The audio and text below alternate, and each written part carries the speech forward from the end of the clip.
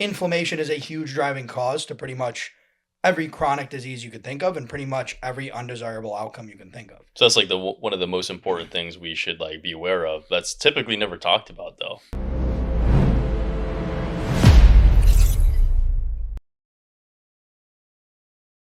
Welcome to PepTalk Podcast, where we're going to talk about why so many in America are fat. I got my special friend Max Petrella over here.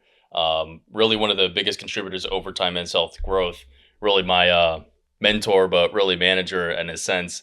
A little bit more than that, but majority of the things I know in terms of the health space is really just due to this guy here. So we're going to dive in for his 2 cents in terms of why America's population today is so fat.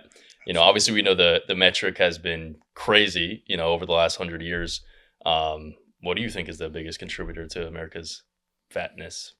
Yeah, I mean, there's absolutely a ton to dive into, as it pertains to why everyone is so fat. And I think the most important first place to start is kind of like the environment that we're in right now, right? So whether that is talking on habits, convenience, lifestyle, which goes hand in hand. Basically society is set up in a way today that literally makes it way too easy to be fat. Things are too easy. People are too comfortable. And ultimately, lifestyle is the root cause of what is causing that.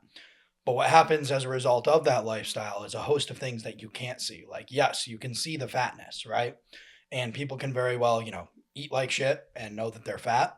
But without testing, what you can't see is every parameter that is having, or I'm sorry, every impact that is having on so many parameters of your body and its internal functions that are not viewable unless you measure them. Right? It's obviously things that they can feel, subjectively, but in order to really get a grasp of where you're at, you do have to take a look under the hood and you have to see what's going on.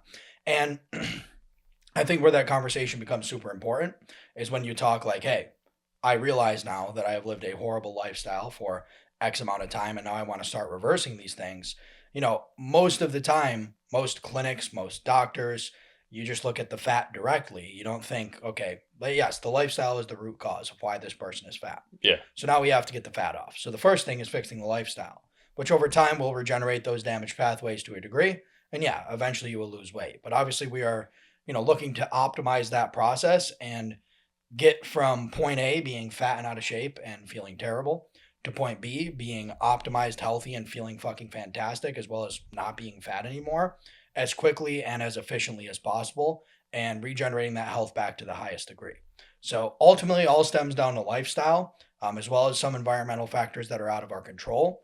But where the real key lies is in understanding what downstream pathways that lifestyle impacts, apart from just the visual accumulation of body fat. Yeah, I liked how you start with the environment first because, and we mentioned over time there's been just this huge increase in obesity. And we talk, the environment, of course, has changed. We didn't have the phone, 50 years ago. But like since the 1940s, the amount of people who were obese or at least deemed overweight was like 20 to 25% of, the nation, just the, American data. Now it's 72 to 73% of people, which is drastically insane. We talk like overweight, what's bad about that? Obviously you need to be comfortable in your body, where we have like half of the people saying, hey, this is now the new norm. And in fact, it is the norm because the majority of people are fat. You talk about 3/4 of a nation, that is absolutely insane.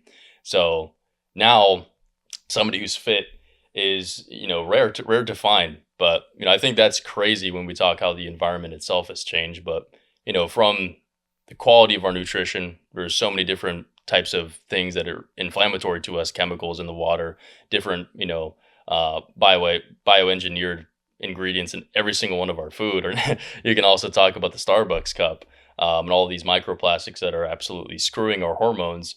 But from that, we can put the tinfoil hat on and, say the reason as to why. But it's a lot to break down into. And just to interject there, I think there's some very obvious things that are within our control, and there's some things that are realistically probably somewhat outside of our control. Okay, you just pointed to the cup of Starbucks, and very easily I could have gone and made coffee in a glass pot and poured it into a ceramic mug and drank it. Convenience, though. There's an aspect of convenience, exactly. So, like when you talk about convenience, if you go back three, four, 500 years, what have you. Maybe a little bit deeper than that, but you went out, you hunted, you got your food, your animal, you cut it up, you fed your family. The women and children would, work the crops and harvest those crops, which is still hard work. But now you roll over on Uber Eats and you find the cheapest deal, which is typically fast food, like McDonald's, Taco Bell, Wendy's, what have you. And you click order, you lay in your bed and watch your movie, and then it pulls up to your door and you get out and get it. And also, when you look at just society as a whole, right? Like companies like these fast food chains are super cheap, super high in calories. So people who are already fat, meaning they're probably tired, meaning that's probably a one-to-one direct correlation to their revenue, right? Because if you feel like shit, you probably can't work super hard. And if you have a family to support and your testosterone is tanked and you're out of shape and fat and you feel terrible, you're probably not going to be able to elevate in life.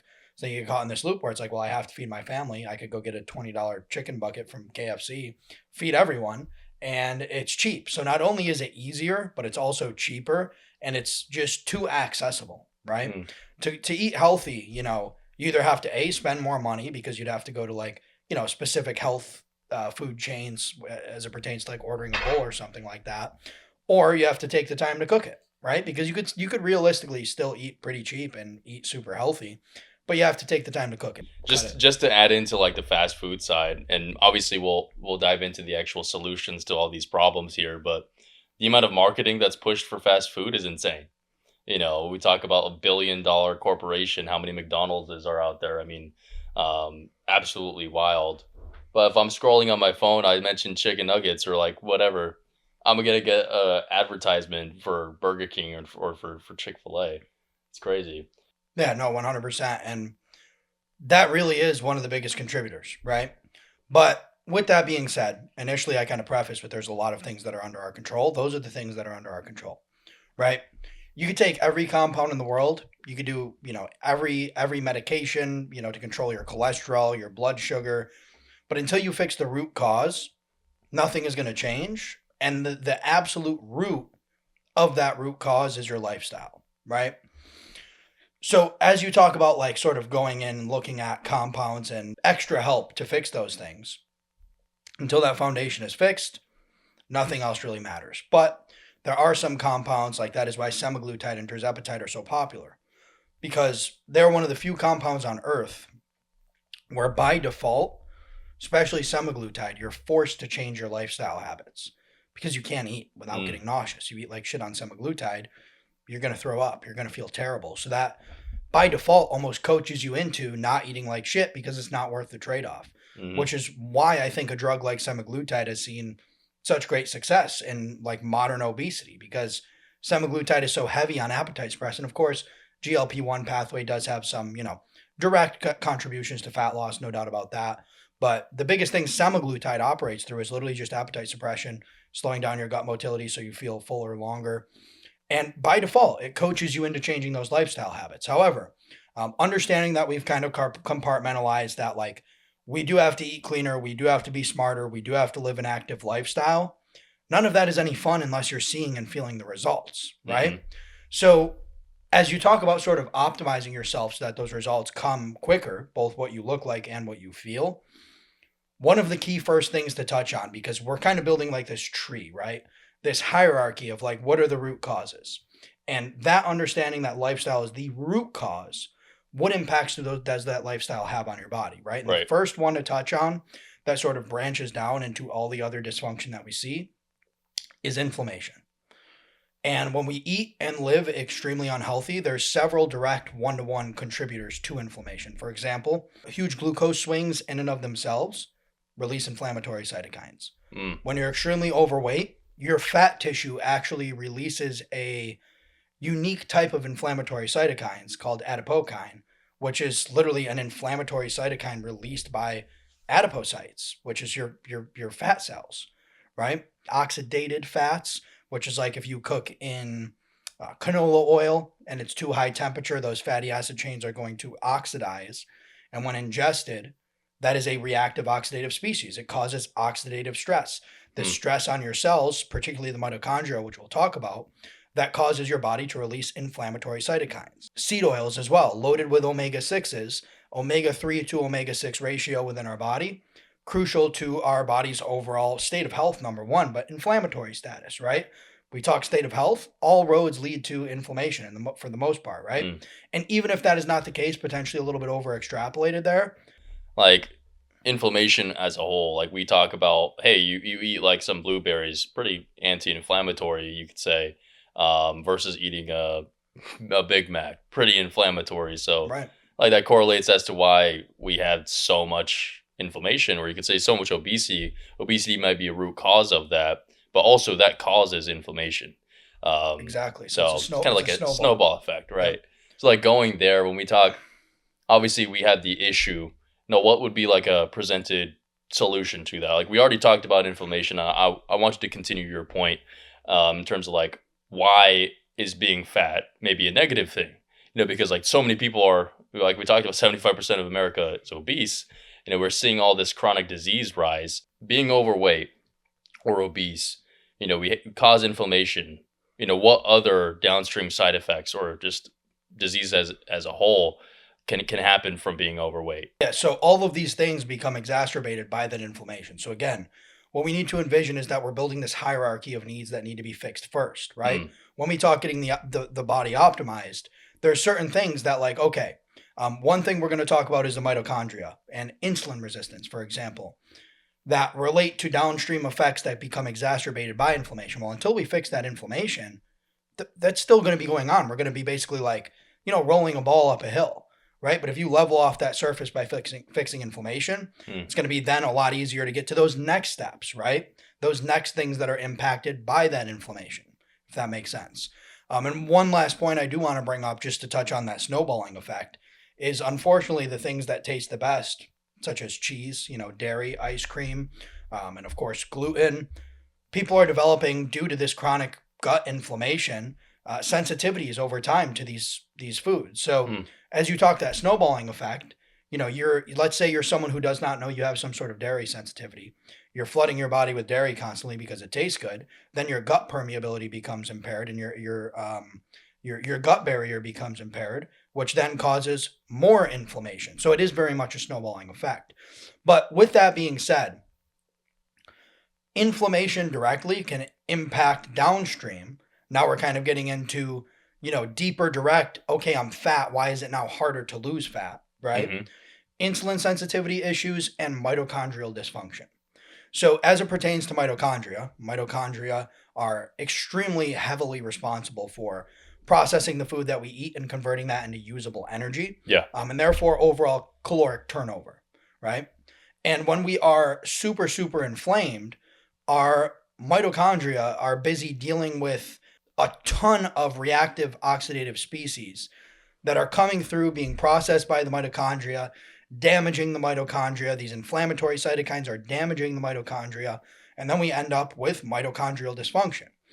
And when we have mitochondrial dysfunction, that is going to make insulin sensitivity worse, because the cells that are supposed to be processing these nutrients that we take in are inefficiently able to process them. And when we have these huge glucose swings that cause inflammation, they also cause huge fluctuations in insulin. And when we constantly have these huge insulin swings, our receptors for insulin being the peptide hormone in your body that shuttles nutrients into your muscle cells, most prominently and specifically glucose into your muscle cells and into all your cells, really. And think of it as a lock and a key. Insulin is the Mm. key. Your cell is locked, and insulin needs to come in and unlock the cell to let in the blood glucose. Well, if you have a door on a house that's, let's say, we have some medieval castle that they have never changed the key on, and there's been this key put in the slot tons of times, the metal's starting to erode, the key's never been changed either. One would assume that lock is going to be a lot harder to open than the day that it was put in there. Mm. And that is exactly insulin as it pertains to our cells, right? It's just like, anything. Like if we have too much dopamine, our dopamine receptors become desensitized, what have Mm. you. So we have these huge spikes in insulin, which make the insulin key not go into the lock as easily. That in and of itself, because we have this constant exposure, causes insulin resistance. Then we know that inflammation is also damaging our mitochondria, which is worsening insulin resistance and also having a huge impact on our energy levels. So now we're kind of just extending that chain down, and the next stops on that train, so to speak, are insulin resistance and mitochondrial dysfunction, ultimately as a result of lifestyle, which causes inflammation, which downstream worsens those two things. That's just one pathway. Even with that, with lifestyle, hey, say typically if you're overweight, you're probably not even working out. You're probably staying up late because a lot of guys now that we, are seeing in clinic are coming in obviously with everything. My sleep is horrible. I feel like shit. My body, I can't recover. And then at the same time, I have no energy to go even work out. So obviously we know that working out is one of those first steps, but what if you don't even have the energy to work out? If you have an excess amount of calories coming in, but the mitochondria aren't there to manage the excess calories or just all of that energy, some of it's going to be backed up. And then if the mitochondria, number one, if you don't have a lot, you're going to have all this energy left here to process. And then if you have dysfunctional mitochondria, it doesn't even care about the quantity. If you don't have quality, you're not going to process all this energy. So we ought to optimize, obviously, the quantity, but first and foremost, the quality, right? Yeah, absolutely. And also circling sort of way back to the initial point you made there, you said people who are fat, they may not have the energy to work out. Is the reason you're fat because you don't have energy? And the reason that you don't have energy is because you're fat. I mean, yeah, you can find yourself caught sort of in a vicious loop there. So to kind of tie everything you just said together, yes, we want to fix the mitochondria and then have more healthy mitochondria. We're going to have more energy. We're going to process our nutrients better. We're going to be able to get our ass in the gym. And we're going to be able to drive those lifestyle habits. So understanding that like lifestyle is the foundation. Well, as we fix these things, the inflammation, now we're a layer deeper, the mitochondrial dysfunction and the insulin resistance, as we fix those things while still doing the lifestyle, it's going to be a little bit rough in the beginning. But as those things fixed, we now have a double accelerator, right? You're accelerating your results and your ability to execute on the lifestyle changes that you need to make. But now we understand that as we fix these things, our root issue is going to become easier to fix. We have all of these things going on at once. But layers deeper from that, I mean, that is really just the tip of the iceberg. You could go the health direction. You could talk about how inflammation increases the risk of cardiovascular disease. When your cholesterol is high and you are super inflamed, that plaque accumulates a lot quicker. You can also bring that down into